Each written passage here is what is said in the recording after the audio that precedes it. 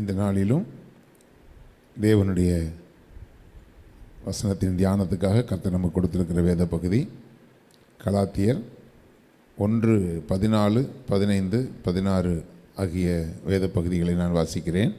கலாத்தியர் 1:14, 15, 16. என் ஜனத்தாரில் என் வயதுள்ள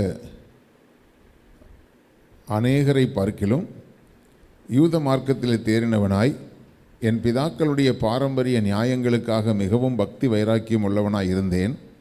அப்படி இருந்தும் என் தாயின் வயிற்றில் இருந்தது முதல் என்னை பிரித்தெடுத்து தம்முடைய கிருபையினால் அழைத்த தேவன் தம்முடைய குமாரனை நான் புறஜாதிகளிடத்தில் சுவிசேஷமாய் அறிவிக்கும் பொருட்டாக அவரை எனக்குள் வெளிப்படுத்த பிரியமாய் இருந்தபோது உடனே நான் மாம்சத்தோடும் இரத்தத்தோடும் யோசனை பண்ணாமலும் என்று இந்த 3 வசனங்களும் சொல்லுகிறது. இன்னும் அதனுடைய கண்டினியூஷன் இருந்தாலும் இந்த 3 வசனத்தில் உள்ள முக்கியமான ஒரு காரியம் என்னவென்றால், என் ஜனத்தாரில் என் வயதுள்ள அநேகரை பார்க்கிலும் யூத மார்க்கத்திலே தேறினவனாய் என் பிதாக்களுடைய பாரம்பரிய நியாயங்களுக்காக மிகவும் பக்தி வைராக்கியம் உள்ளவனாய் இருந்தேன் என்று பவுல் சொல்லுகிறார். இந்த பாரம்பரிய நியாயங்களுக்காக மிகவும் பக்தி வைராக்கியம் உள்ளவனாக இருந்தேன். அதாவது பொதுவாகவே எல்லா தேசங்கள்லேயும் இந்த முற்பிதாக்கள் அல்லது மூதாதையர்கள் முன்னோர்கள் இவர்கள் போதித்து வைத்திருக்கிற பாரம்பரிய பழக்க வழக்கங்கள் இருக்கிறது. அநேகருக்கு ஏன் இதை பின்பற்றுகிறோம் அல்லது ஏன் இதெல்லாம் செய்கிறோம் அதெல்லாம் ஒன்றுமே தெரியாது. இப்படி போயிட்டு இப்படி சுற்றி வரணும், அப்படி போயிட்டு இப்படி சுற்றி வரணும், வலது கால் எடுத்து வச்சு வரணும், இப்படியெல்லாம் சில காரியங்கள் முன்னோர்கள் சொல்லி கொடுத்த காரியங்கள் இருக்கிறது. அதனால் என்ன நடந்துட போகுது? இப்போ ஒரு மனுஷனை ஒரு சிங்கம் துரத்துறது, சிங்கம் துரத்தும் போது முதல்ல வலது கால் எடுத்து வச்சு ஓடுறதா இடது கால் எடுத்து வச்சு ஓடுறதான்னு நம்ம யோசிக்கிறது கிடையாது. ஆபத்து வரும்பொழுது நம்ம எந்த காலை பற்றி யோசிக்கிறதில்ல, வலது பக்கம் ஓடணுமா இடது பக்கம் ஓடணுமாங்கிறத பற்றி யோசிக்கிறது இல்லை. எந்த பக்கம் நமக்கு எதிரானது இருக்குது அல்லது எந்த பக்கம் நல்ல நேரத்தில் ஓடுறோமா கெட்ட நேரத்தில் ஓடுறோமா இதெல்லாம் நம்ம யோசிக்கிறது கிடையாது. தேவனுடைய பிள்ளைகளை அந்த நேரத்தில் நம்ம என்ன செய்கிறோமோ அது சரி என்று சொல்லுகிறது போல அந்த பிதாக்களுடைய பாரம்பரிய நியாயங்களுக்காக மிகவும் பக்தி வைராக்கியம் உள்ளவனாக இருந்தேன். நானும் அதே போல் ரட்சிக்கப்படுகிறதுக்கு முன்பதாக அப்படிப்பட்ட பக்தி வைராக்கியம் உள்ளவனாக இருந்தேன். யாராகிலும் என்னிடத்தில் இயேசுவை பற்றி சொன்னாங்கன்னா அல்லது கிறிஸ்தவத்தை பற்றி பேசினாங்கன்னா உடனே எனக்கு சர்றன்னு கோபம் வரும். ஏனென்றால் எனக்கு என்னுடைய முன்னோர்கள் சொல்லிக் கொடுத்த காரியங்கள் இருக்கிறது, அதுதான் சரியான ஒரு காரியம். அதை குறித்து யோசிக்கிறதே கிடையாது. அது என்னது, அது எல்லாம் நடைமுறைக்கு ஒவ்வக்கூடிய காரியங்களா அல்லது அது ஒரு மனுஷீக முறைப்படி கூட யோசித்து பார்த்தா அதில் ஏதாவது ஒரு காரியம் இருக்குதானா? ஒன்றுமே இல்லை. அப்படிப்பட்டதான போதிக்கப்பட்டபடி நடந்து கொண்டிருந்ததான ஒரு பவுல். இப்போது இந்த பவுலை ஆண்டவர் பிரித்து எடுத்தார், அங்கிருந்து பிரித்து எடுத்தார். ஆனால் ஒரு காரியத்தை ஆண்டவர் பார்த்தார், அவனுக்குள்ளே ஒரு பக்தி வைராக்கியம் இருந்தது. வேதம் சொல்லுகிறது, பக்தி உள்ளவனை கர்த்தர் தமக்காக தெரிந்து கொள்ளுகிறார். எந்த மார்க்கத்தில் எந்த மதத்தில் யார் இருந்தாலும் சரி, ஒரு உண்மையான ஒரு பக்தி ஒரு மனுஷனுக்குள்ளே இருக்குமானால் ஆண்டவர் அவனை தெரிந்தெடுத்து கொள்கிறார். அப்படி இவன் அவனுடைய வயது உள்ள அவனுடைய சொந்த பந்தங்கள்லேயே அவனுடைய வயது உள்ள எல்லாரை பார்க்கிலும் யூத மார்க்கத்திலே தேறினவனாக இருந்தேன் என்று சொன்னால் எல்லாரையுமே அந்த வேதத்தை குறித்து அறிந்து கொள்ளும்படி படிக்க வைப்பார்கள். யூத மார்க்கத்திலையும் அது உண்டு, இஸ்லாம் மார்க்கத்திலையும் அது உண்டு. சிறு பிள்ளைகளிலிருந்தே அந்த பிள்ளைகளுக்கு என்று தனி படிப்பு கற்றுக் கொடுத்து பிள்ளைகளுக்கு அவைகளை எல்லாம் போதிப்பார்கள், நியாயப்பிரமாணத்தை போதிப்பார்கள். அப்படி அந்த நியாயப்பிரமாணத்தை போதிக்கும்போது அந்த யூத மார்க்கத்திலே அவனுடைய வயதில் இருக்கக்கூடிய, அதாவது உண்மை சொல்லப்போனால் அவன் கூட படித்த எல்லாரை பார்க்கிலும் அதிகமாக அவன் தேறினவனாக இருந்தான். பாரம்பரிய நியாயங்களுக்காக பக்தி வைராக்கியம் உள்ளவனாக அவன் இருந்தான். அதை தான் அவன் சாட்சியாக சொல்லுகிறான். இப்படியெல்லாம் நான் இருந்தேன்.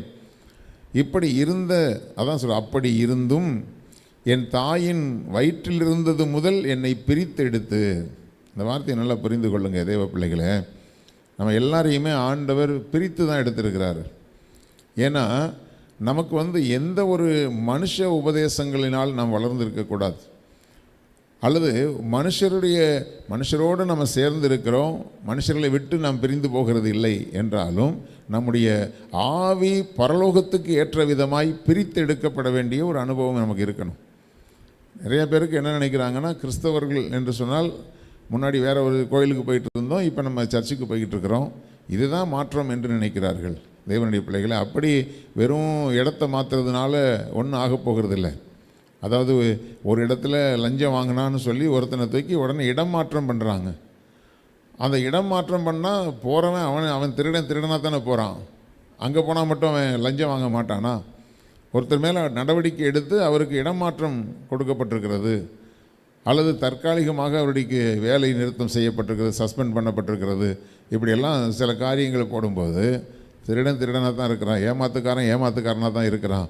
இடம் மாற்றம் ஒரு மனுஷனுக்கு மாற்றத்தை உண்டாக்காது, மனம் மாற்றம் மட்டும்தான் ஒரு மனுஷனுடைய வாழ்க்கையிலே மாற்றத்தை உண்டாக்கும். அதனால தான் ஆண்டவர் மனம் திரும்புங்கள் என்று ஆண்டவர் சொன்னார். யோவான் பிரசங்கிக்கும் போது மனம் திரும்புங்கள் என்று தான் சொன்னாங்க. அப்போது நம்முடைய வாழ்க்கையில் மனம் திரும்புறது ரொம்ப முக்கியமான ஒரு விஷயம். நம்ம ஏன் மனம் திரும்பணும்னு சொன்னால், முன்பு நாம் ஒரு சூழ்நிலையிலே வளர்ந்தோம். இன்றைக்கு ஆண்டவர் நம்முடைய கரத்திலே பரிசுத்த வேதத்தை கொடுத்திருக்கிறார். உலகத்தில் எத்தனை வேதங்கள் இருந்தாலும் பரிசுத்தம் என்கிற ஒரு வார்த்தையை பேசுகிறதும், பரிசுத்தம் இல்லாமல் ஒருவனும் தேவனை தரிசிக்க முடியாது என்கிற சத்தியமும் நம்முடைய வேதத்தில் மாத்திரம்தான் இருக்கிறது. பரிசுத்தம் இல்லாமல் என்ன சொல்லப்போனால், சில பேர் வச்சுருக்கிற பரிசுத்தத்துடைய அளவுகோல் ரொம்ப வித்தியாசமாக இருக்கும். இதெல்லாம் பண்ணால் அதெல்லாம் தப்பு கிடையாது, இப்படிலாம் தப்பு பண்ணால் அதெல்லாம் தப்பு கிடையாது. ஏன்னா தவறுகளுக்கு அவங்க ஒரு அளவுகோல் வச்சுருக்கிறாங்க. அந்த அளவுகோல் இப்போ நம்ம நாட்டிலையே மாற்றி இப்போ ரொம்ப அந்த சட்டங்களெல்லாம் பாருங்கள். அதாவது போய் ஒரு இல்லீகலாக ஒரு உறவு இருக்கக்கூடாதுன்னு இருந்த காலங்கள் போக, அவங்களே விரும்பினா இருந்துக்கலாம், 2 பேரும் மனசு சம்மதிச்சா இருந்துக்கலாம், ஓரின சேர்க்கைக்கு 2 பேரும் சம்மதித்திருந்தால் இருந்து கொள்ளலாம், அல்லது கல்யாணத்துக்கு முன்னாடியே லிவிங் டுகெதர் என்கிறதான ஒரு காரியத்தில் 2 பேரும் சம்மதித்திருந்தால் இருந்துக்கலாம். பரிசுத்தத்துக்கு அவங்க வேற ஒரு அளவுகோலை கொண்டு வராங்க. ஆனால் பரிசுத்த ராஜ்யமாகிய பரலோகத்தை தரிசிக்கும் பொழுது தான் தெரியும் ஆண்டவர் நம்ம இடத்துல எவ்வளவு பரிசுத்தத்தை எதிர்பார்த்தார், ஏன் எதிர்பார்த்தாருங்கிறது அங்கே போகும்போது தெரியும். அப்போது அப்படிப்பட்டதான சூழ்நிலையிலிருந்து ஆண்டவர் ஏன் பிரித்தெடுக்கிறார்? வெள்ளியிலிருந்து களிம்பை நீக்கிவிடு, அப்பொழுது தட்டானால் நல்ல உடைமை பிறக்கும் என்று சொல்லப்பட்டிருக்கிறது. அப்போது வெள்ளியிலிருந்து களிம்பை நீக்கலைன்னா அது சுத்த வெள்ளியாக இருக்காது. அப்போ அந்த களிம்புகள் நீக்கப்படும் பொழுது தான் அது சுத்த வெள்ளியாகவோ சுத்த பொன்னாகவோ அது விளங்குகிறது. அதுக்கு பிறகு தான் அதனுடைய வேல்யூ ஜாஸ்தி. அப்போ பரலோகத்துக்கு நாம் போகும் பொழுது இந்த உலகத்தினுடைய களிம்புகள் எல்லாம் நீக்கப்பட்டு பிரித்தெடுக்கப்பட வேண்டியது ரொம்ப அவசியமாக இருக்கிறது. அப்போ அப்படி பிரித்தெடுத்து, அப்படி இருந்தும் நான் என் தாயின் வயிற்றில் இருந்தது முதல் என்னை பிரித்தெடுத்து தம்முடைய கிருபையினால் அழைத்த தேவன். அதாவது பிரித்து எடுக்கும் பொழுது எதுவுமே கொஞ்சம் கஷ்டமாக தான் இருக்கும். ஒரு பழத்திலிருந்து ஒரு கொட்டையை பிரித்து எடுக்கணுன்னா அதை பிச்சு ஒரு அந்த டேட்ஸ் இருக்குது பாருங்கள், அந்த பழத்தை எடுத்து பிச்சா தான் அதில் உள்ள கொட்டையை வெளியில் எடுக்க முடியும். அதே போல் ஒரு காரியத்திலேருந்து ஒரு காரியத்தை பிரிக்கும்போது அதை நம்ம உடைச்சி அதை அப்படி தான் பிரிக்கும்போது அதுக்கு வலிக்கத்தான் செய்யும். தேவனுடைய பிள்ளைங்களே, இந்த பிரித்தெடுக்கிற அனுபவமும் கொஞ்சம் கடினமான ஒரு காரியம்தான். ஆனால் நம்ம மேலே ஒரு கிருபை வச்சதுனால ஆண்டவர் நம்மை அவருக்காக பிரித்தெடுத்திருக்கிறார். அப்படி பிரித்தெடுத்த தேவன் தம்முடைய குமாரனை நான் புறஜாதிகளுக்குள் சுவிசேஷமாய் அறிவிக்கும் பொருட்டாக, அப்படின்னா நம்ம எல்லாரையும் ஆண்டவர் எதற்காக பிரித்தெடுத்திருக்கிறார்னு சொன்னால், அவருடைய குமாரனாகிய இயேசு கிறிஸ்துவை மற்றவர்களுக்கு சுவிசேஷமாய் அறிவிக்கும்படியாக அவரை எனக்குள் வெளிப்படுத்த பிரியமாய் இருந்தபோது. நல்லா புரிந்து கொள்ளுங்கள், இந்த வார்த்தைகளை புரிந்து கொள்ளுங்கள். அதாவது நம்ம ஆண்டவர் பிரித்து எடுக்கும் பொழுதே, இந்த உலகத்திலிருந்து, அசுத்தத்திலிருந்து, பாவத்திலிருந்து, அநியாயங்கள், அக்கிரமங்களிலிருந்து தேவன் நம்மை பிரித்தெடுக்கும் போதே அவருடைய குமாரனாகிய கிறிஸ்துவை நாம் புறஜாதிகளுக்குள்ளே சுவிசேஷம் என்றால் நற்செய்தியாக அறிவிக்கும் பொருட்டாக. நான் உங்களுக்கு ஒரு விஷயம் நான் சொல்கிறேன். ரட்சிக்கப்பட்டிருக்கிற ஒரு நபர் கிறிஸ்துவை அறிவிக்கிற அந்த ஒரு காரியத்தை செய்யலைன்னு சொன்னால், அதாவது பேசிக்காக இருக்கக்கூடிய ஒரு ஊழியத்தை கூட செய்யலைன்னு சொன்னால் அவங்களால கிறிஸ்துவுக்குள்ளே நிலை நிற்க முடியாது. ஏன்னா அதுக்கு முன்னாடி வேறு காரியங்களெல்லாம் பேசிக்கிட்டு இருந்தோம். இப்போ நம்ம சுவிசேஷத்தை குறித்து பேச வேண்டும். ஒரு காலத்தில் அசுத்தத்தை குறித்து பேசி கொண்டிருந்தோம். அடுத்தது பிரித்தெடுக்கப்பட்ட பிறகு பரிசுத்தத்தை குறித்து நாம் பேச வேண்டும். அப்படி இல்லைன்னு சொன்னால் மறுபடியுமாக, அதாவது ஆண்டவர் சொல்லும்போது சொல்கிறாரு, ஒரு வீட்டிலிருந்து பிசாசு துரத்தப்பட்ட பின்பு அதுக்கு பிறகு அது போய் சில காலம் கழித்து நான் விட்டு வந்த வீட்டை போய் பார்க்க போகிறேன்னு வந்தால் அந்த வீடு ஜோடிக்கப்பட்ட நிலைமையில் அங்கே யாருமே இல்லை, அது வெறுமையாக இருக்கிறது என்று அறிந்து முன்பிலும் பொல்லாத 7 ஆவிகளோடு அது வந்து குடியிருக்கும் என்று சொல்லப்பட்டிருக்குது. ஆண்டவர் இயேசுவே அந்த வார்த்தையை சொல்கிறார். ஒரு மனுஷனுக்குள்ளிருந்து பாவங்கள் அக்கிரமங்கள் நீக்கப்பட்டு ரட்சிக்கப்பட்டு ஞானஸ்நானம் எடுத்து ஆண்டவரோடு கூட உடன்படிக்கை பண்ணின பின்பு அந்த வீடு வெறுமையாக இருக்கக்கூடாது. முன்னாடி வேறு அசுத்தங்களால் நிறைஞ்சிருக்கும், இப்போ வேத வசனங்களால் நிறைந்திருக்க வேண்டும். அங்கே ஆண்டவர் உலாவிக் கொண்டிருக்க வேண்டும், ஆண்டவர் ஆராதிக்கப்பட்டு கொண்டிருக்கணும், ஆண்டவருடைய புகழ் மற்றவர்களுக்கு அறிவிக்கப்பட்டு கொண்டிருக்கணும். அங்கே ஒரு வேலை நடந்துக்கிட்டே இருக்குதுன்னு சொன்னால் பிசாசு மறுபடியும் வந்து நமக்குள்ளே வர முயற்சி பண்ணால் நமக்குள்ளே இடம் காலியாக இருக்காது. ஏன்னா முழுமையாக ஆண்டவருக்கு அர்ப்பணிக்கப்பட்ட ஒரு வீடாக இருக்கும். அப்படி ஆண்டவர் நமக்குள்ளே வந்து அவர் நம்மை ஆக்கிரமித்து கொள்ள வேண்டும். அப்படி நீங்கள் இடம் கொடுத்தீங்கன்னு சொன்னால் உங்கள்கிட்ட இருந்து சுவிசேஷ அந்த வாஞ்சை உங்களுக்குள்ளே இருக்கும். தேவனுடைய பிள்ளைகளே, நான் சொல்கிறேன், பேசிக்காக ஊழியம் செய்யாதவங்க கொஞ்ச நாளில் பின்மாற்றமாக போயிடுவாங்க. அல்லது ஏனோ தானோ என்று ஒரு ஒரு ஒரு கிறிஸ்தவ வாழ்க்கையை வாழ்ந்து கொண்டிருப்பாங்க. ஆண்டவருக்குள்ளே நீங்கள் வந்துட்டீங்கன்னா ஆண்டவர் உங்களுக்கு செய்த எல்லா நன்மைகளையும் மற்றவர்களுக்கு நீங்கள் அறிவிக்கணும். ஆண்டவர் செய்த காரியங்களை நீங்கள் சாட்சியாக அறிவிக்கணும். சில பேர் ரட்சிக்கப்பட்டவங்ககிட்ட மட்டுமே சாட்சியாக சொல்லிகிட்டு இருப்பாங்க. ரட்சிக்கப்படாதவர்களிடத்தில் உங்களுடைய ஆண்டவருடைய அன்பை குறித்து சொல்லுங்கள்.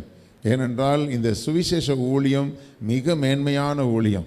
எத்தனையோ பேர் சாட்சியாக சொல்லியிருக்கிறாங்க. அந்த சுவிசேஷம் அறிவித்ததுனால தற்கொலைக்கு போகணும்னு முடிவு பண்ணி கொண்டு வந்த எத்தனையோ பேர் தற்கொலை விட்டு மனம் திரும்பி வந்திருக்கிறாங்க. ஒரு முறை நான் என்னுடைய தலைமை சபையில் ஜெபம் நடத்தி கொண்டிருக்கும் பொழுது, அப்போ நல்ல பெரிய மைக் செட்லாம் போட்டு நடத்துவோம். அப்படி நடத்தும் பொழுது அந்த ரோட்டு வழியாக போய்கிட்டு இருந்தவருக்கு நான் நடத்தி கொண்டிருந்த வார்த்தைகள் வெளியில் கேட்டு அவர் அங்கேருந்து கோடம்பாக்கம் ரயில்வே ஸ்டேஷன் பக்கத்தில் போய் ட்ரெயினில் தலையை விட்டு சாகணும்னு போயிருந்திருக்கிறார். அப்போ நான் ஜெபம் முடித்துட்டு நான் நிற்கிறேன். இவர் புது நபராக நிற்கிறார், யாருன்னு எனக்கு தெரியல. அப்போது என்ன பிரதர், என்ன விஷயம்னா பார்த்துட்டு கண்ணீரோடு அழுகிறார். ஐயா, நான் தற்கொலை பண்ணணுன்னு தான் வெளியில் போனேன். இங்கேருந்து வந்த ஒரு வார்த்தை என்னுடைய காதில் விழுந்தது. ஆண்டவர் உன்னை தூக்கி சுமக்கிற தேவனாக இருக்கிறார், உனக்கு தகப்பனாக இருக்கிறார் என்கிற அந்த வார்த்தைகள் எனக்கு வந்ததுயா. அந்த வார்த்தையை கேட்டு நான் உள்ளே வந்தேன். அப்போது ஆண்டவர் இயேசு என்னை நேசிக்கிறாருங்கிறத புரிந்து கொண்டேன். எனக்கு ஆண்டவரை பற்றி சொல்லுங்கயான்னு அவரே கேட்டார். அப்போ அவருக்கு உட்காந்து ஆண்டவரை குறித்து பேசும் பொழுது அவர் அப்படியே தன்னை ஒப்பு கொடுத்து, அவர் சினிமா ஷூட்டிங்கில் அந்த வேன் டிரைவராக வேலை ஓட்டி கொண்டிருக்கிறவர். அந்த நாட்களில் பயங்கரமான அந்த ஸ்ட்ரைக் வருமானங்கள் எல்லாம் பாதிக்கப்பட்ட சூழ்நிலையில் பயங்கர கடன் பிரச்சனையில் மாட்டிக்கொண்டிருந்தார். அதுக்கப்புறம் அவருக்காக ஜெபம் பண்ணி அவனுடைய கிருபையில் அவருக்கு புது புது வேலைகளெல்லாம் கிடைச்சிது. கர்த்தருக்கு சாட்சியாக அவர் அறிவித்தார். கர்த்தருடைய சமூகத்தில் ரட்சிக்கப்பட்டார். தேவனுடைய பிள்ளைகளை, ஒரு வார்த்தை ஒரு மனுஷனுடைய வாழ்க்கையில் பெரிய மாற்றங்களை உண்டாக்கும். ஆண்டவர் உங்களுக்கு செய்த, அதனால தான் ஆண்டவர் சொன்னார், கர்த்தர் உனக்கு இறங்கி செய்தவைகளை உன் வீட்டாருக்கு அறிவின்னு ஆண்டவர் சொன்னார். உன் இனத்தாருக்கு, உன் சொந்த பந்தங்களுக்கு, உன்னோடு கூட பழகுகிறவர்களுக்கு அதுக்கு தான் ஆண்டவர் உன்னை வேறு பிரித்திருக்கிறார். அவர் பிரித்தெடுத்திருக்கிற தேவன் என்பதை நீங்கள் மறந்துவிடக்கூடாது. நான் ஒரே ஒரு சம்பவத்தை சொல்லி நான் கடந்து போக விரும்புகிறேன். அதாவது ஒரு நபர் இந்த மீன் பிடிக்கிறாங்க இல்லையா, அந்த மீன் பிடிக்கிற அந்த போட்டுக்கெல்லாம் பெயிண்ட் அடிக்கக்கூடிய ஒரு வேலை அவர் கடற்கரை ஏரியாவில் தான் இருப்பார்.